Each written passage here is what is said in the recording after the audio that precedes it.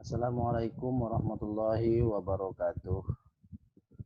Alhamdulillahirabbil alamin. Allahumma shalli wa sallim ala sayyidina Muhammad wa ala ali sayyidina Muhammad. Baiklah anak didik sekalian, hari ini kita akan mempelajari tentang Al-Qur'an dan hadis. Apa Al-Qur'an dan apa itu hadis? Al-Qur'an dan hadis ini adalah dasar hukum yang pertama.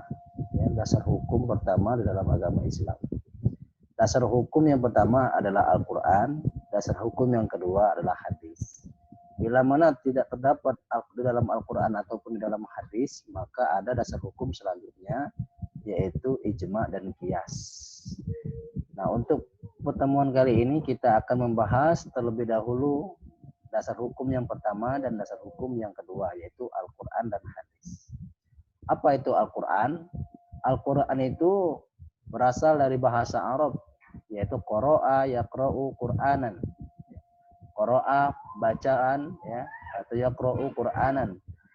Makna daripada Quran adalah bacaan, ya, bacaan yang sempurna. Adapun menurut istilah, Al-Quran itu adalah wahyu Allah yang Allah turunkan kepada Nabi Muhammad SAW melalui malaikat Jibril secara berangsur-angsur, secara mutawatir, ya, secara mutawatir selama 22 tahun, 2 bulan, 22 hari. 22 tahun, 2 bulan, 22 hari, dan bagi yang membacanya mendapatkan pahala atau merupakan suatu ibadah. Jadi Al-Quran itu adalah perkataan Allah yang Allah turunkan kepada Nabi Muhammad SAW melalui malaikat Jibril secara mutawatir atau secara berangsur-angsur selama 22 tahun, 2 bulan, 22 hari, ya. Yang bagi yang membacanya adalah merupakan ibadah, suatu ibadah. Nah, pada Al-Quran surah yang pertama kali turun, ya, yaitu surah Al-Alaq ayat 1 sampai 5. Kapan terjadinya? Adalah 17 Ramadan. Jadi Al-Quran turun pertama kali yaitu pada tanggal 17 Ramadan, tepatnya di malam Lailatul Qadar. Apa dalilnya? Dalam surah Al-Qadar, inna anzalnahu fi lailatul qadr wa ma adraka ma lailatul qadr, lailatul qadri khairun min alfi syahrin tanazzalul malaikatu wa ruhu fiha bi rabbihim min kulli amr salamun hiya hatta matla'il fajr. Itu menunjukkan bahwa Al-Quran diturunkan oleh Allah di malam Lailatul Qadar, yaitu 17 Ramadan. Di mana? Di Gua Hiro. Di mana? Di Gua Hiro ketika Rasulullah berusia 40 tahun. Siapa yang mengantarkannya? Yang mengantarkan daripada wahyu Allah itu, kalam Allah atau perkataan Allah itu adalah malaikat Jibril pada malam Jumat. Nah, pada malam Jumat 17 Ramadan. Jadi ayat yang pertama atau surah yang pertama turun yaitu surah Al-Alaq ayat 1 sampai 5. Yang terakhir, surah yang terakhir atau ayat yang terakhir yang diturunkan oleh Allah adalah surah Al-Maidah ayat 3. Surah Al-Maidah ayat 3. Nah, itu adalah Al-Quran. Jadi Al-Quran ini adalah wahyu Allah yang Allah turunkan kepada Nabi Muhammad secara berangsur-angsur melalui malaikat Jibril selama 22 tahun, 2 bulan, 22 hari.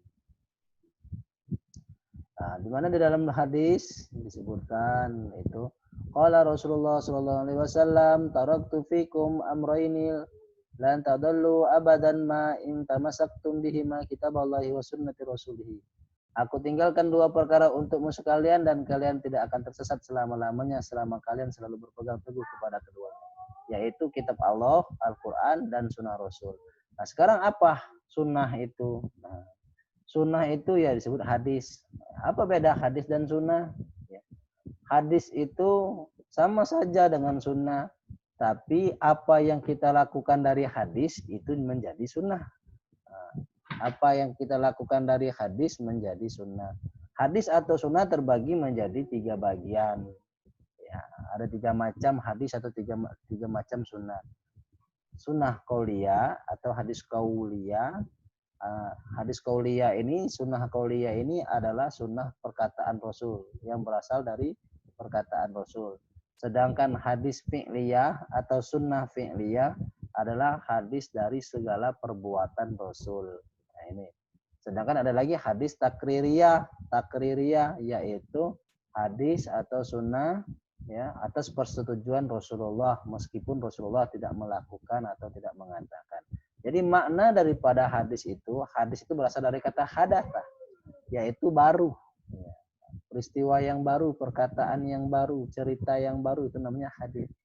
Makna menurut istilah hadis itu adalah segala sikap, segala perbuatan, segala perkataan, segala ketetapan Rasulullah.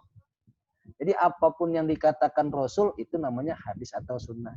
Apa yang dilakukan oleh Rasul itu namanya hadis atau sunnah. Nah, di situ adalah disebutlah hadis.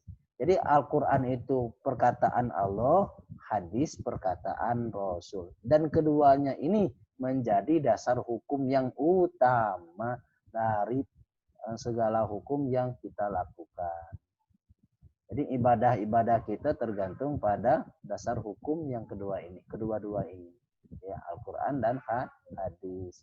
Tidak bila mana tidak menemukan dasar hukum itu di dalam Al-Quran, maka cari dalam hadis.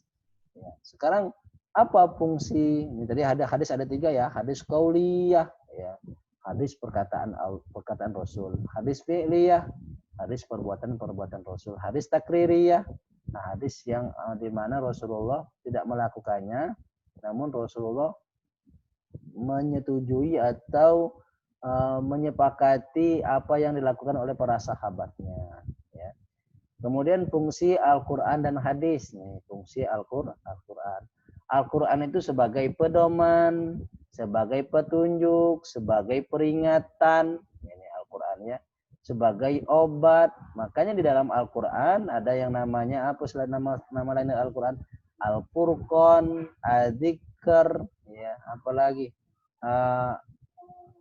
Al-Karim, ya, An-Nur, Al-Kitab, itu nama-nama lain daripada Al-Quran, Asy-Syifa, ya. Nah, sekarang apa fungsi Al-Quran, kegunaan Al-Quran? Gunanya Al-Quran itu adalah menjadi pedoman, menjadi petunjuk hidup kita, sehingga hidup kita ini betul-betul bisa melaksanakan apa yang diperintahkan Allah dan betul-betul bisa menjauhi apa saja yang dilarang Allah. Untuk bisa mengetahui apa yang diperintahkan dan apa yang dilarang adalah kita harus membaca Al-Quran. Nah, fungsi Al-Quran secara umum apa? Sebagai sumber hukum yang utama, ya. Sebagai informasi terhadap hal-hal yang tidak diketahui oleh akal. Misalkan sebagai informasi akan datangnya hari kiamat, akan kebenarannya perkataan Rasul, akan kebenarannya peristiwa-peristiwa, misalkan peristiwa Isra Mi'raj. Ya. Apalagi fungsi Al-Quran, petunjuk hidup manusia ke jalan yang lurus. Ya. Apalagi sebagai pengontrol, sebagai pengoreksi terhadap ajaran-ajaran masa lalu. Jadi Injil, Zabur, Taurat itu adalah kitab yang Allah turunkan kepada siapa? Kalau Injil kepada Nabi Isa, kalau Zabur kepada Nabi Daud, kalau Taurat kepada Nabi Musa. Nah, jadi ketiga kitab itu disempurnakan oleh Al-Quran. Maka ketika Al-Quran telah diturunkan oleh Allah, 3 kitab itu tidak berfungsi lagi. Ya, tidak berfungsi lagi. Maka kita cukup membaca Al-Quran. Maka sering-seringlah membaca Al-Quran. Ya. Barang siapa yang membaca Al-Quran, ya, nah maka nanti pada hari kiamat Al-Quran akan datang untuk membawa syafaat pada dirinya, pada sang pembacanya. Sekarang fungsi hadis apa? Fungsi hadis. Nah, fungsi hadis yang pertama mengukuhkan hukum yang sudah ada dalam Al-Quran, memerinci ayat Al-Quran yang global, menetapkan hukum yang belum terdapat dalam Al-Quran, membatasi keumuman ayat Al-Quran. Ini maksudnya mengukuhkan hukum yang sudah ada dalam Al-Quran. Hukum yang sudah ada dalam Al-Quran dijelaskan, ditekankan lagi pada hadis. Memerinci ayat Al-Quran yang global. Global ini maksudnya adalah umum. Diperincikan, dikhususkan, dijelaskan oleh hadis. menetapkan hukum yang belum terdapat dalam Al-Quran. Misalkan dalam Al-Quran belum ada, maka dalam hadis yang menjelaskannya. Ya. Membatasi keumuman ayat Al-Quran itu adalah fungsi daripada hadis. Sekarang tugas kalian di rumah adalah kalian buat atau kalian cari tulis nama-nama lain Al-Quran dan artinya, ya, nama-nama lain Al-Quran dan artinya, serta kalian pula tuh hafalkan dan kirim videonya Quran surah Al-Alaq ayat 1 sampai 5. Itu saja mungkin. Terima kasih atas perhatiannya. Wassalamualaikum warahmatullahi wabarakatuh.